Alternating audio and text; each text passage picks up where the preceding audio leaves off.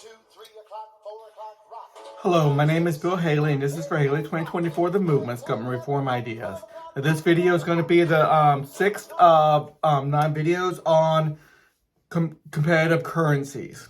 So, what I'm calling for is about 1,000 competitive currencies, fully backed up with standardized units.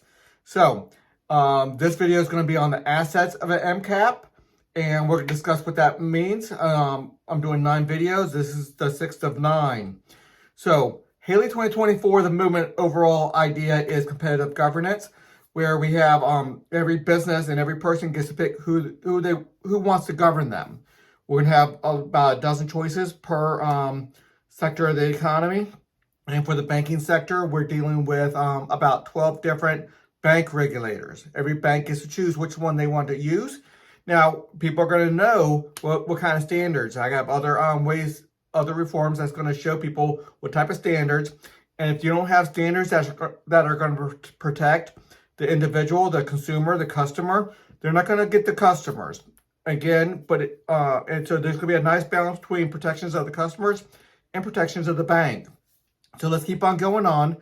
There's a 9-part series. The first, I talked about creating the monetary currency asset portfolio, which means you put assets into a storeroom and you issue currency based off those assets. The operations of an MCAP, putting assets into the currency, into the MCAP, into that storeroom, and taking it out, how that's dealt with. The back dollar, dealing with the average. That's the average of all 1,000 currencies. So that's the sinking in value of the units and how that works.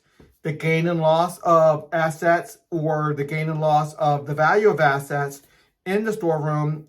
I dealt with that on the 4th video. And all these videos are going to be in December of 2021, by the way, on all my social media sites. Plus, by the end of 2021, I will have that on my website within the monetary policy pages. So, the MCAP settling up. I just did that video. And how you move assets from one MCAP to another MCAP. So that's dealt with on that video, on the 5th video. This one is going to be assets of an MCAP. What can go into an MCAP? And we're going to discuss that for a little bit here. The next one's going to be on keeping the value of the assets honest. And we'll discuss, initially people are going to think, oh, how can you keep it honest? There's a lot of ways. We'll discuss that. The Federal Reserve and the transition, how we're going to transition away from the current system. We're going to do it responsibly, giving value to the currency, to the current US dollar. The practical use of competitive currencies, we're going to do a wrap-up and a practical use there on video 9. So let's keep on going. The assets of an MCAP. So basically, the assets of an MCAP could be anything of real value. There's going to be some things that's going to be better for an assets, for a currency, and some things that are not going to be so good for an asset of a currency. Doesn't always have to be long-term durable goods, by the way. It could be short-term consumable that goes away and goes away after a period of time. The assets go away as well, but the currency goes away when the asset goes away, but you can have short-term things in there as well. So let's go through it.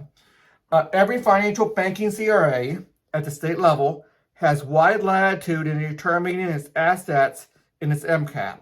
So you have wide latitude on what you want to use.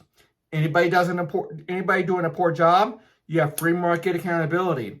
Nobody wants to use your banking. Nobody wants to use your MCAP. Nobody wants to use your currency if you're not going to do a good job with it. So free market accountability is the best accountability. So, assets for an MCAP.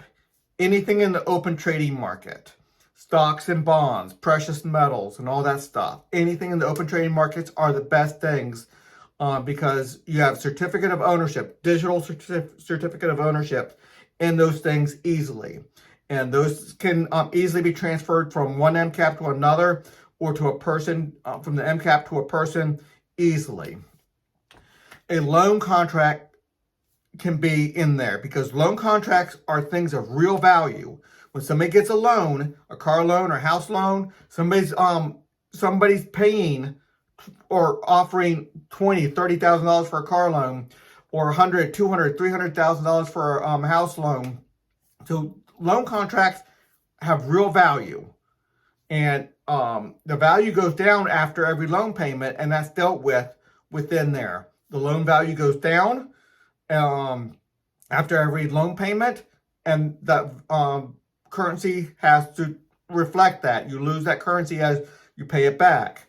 So that's all dealt with. You can look at different blogs I have, and I'll get into the housing one on a separate video probably later. Okay, commodities and stocks. So those are easily in the MCAP. And now commodity, you're not going to actually put the physical bushel of corn into a storeroom. You can, but that's going to go bad. It's not. But the digital version of it, it can be done. Okay, precious metals obviously will be good for an MCAP. Bonds, they hold their value pretty well. It could be in the MCAP. Real estate, you're going to have to do assessments every so often, yearly probably, but maybe monthly, and keep that going. Products in stores, we can deal with that. A wide variety of contracts. The contracts all over the place. When you have almost all these are going to be within contract limitations. So expected revenue of a clearly defined future tax. That's how we're going to deal with debt in the future. We're going to have very clearly defined future tax, and we're going to issue currency based off of that. And that's going to have their own limitations, own natural limitations on how much that can be in the future. A share loan, revenue from a percentage of a well-defined future earnings. So if you want to declare, I'm going to give you 10% of everything I earn from here on out, that has a definite value that somebody can buy and sell. It might be estimated, it might go up and down, but when you group enough together, it will have more defined value. And obviously, as somebody gets older and older and older, their lifetime earnings will end up going low and lower because most of their earnings are behind them now, or a greater percentage of the earnings are behind them, and the future earnings are only what's left of their earning years. So that's all within contracts and everything. So that can happen. Okay, I just wanted to discuss assets real quick. It's an 8-minute long video, and we're going to go on to another to the next video dealing with whatever the 8th one was. I forget now, but we'll go through all that. So until the next video.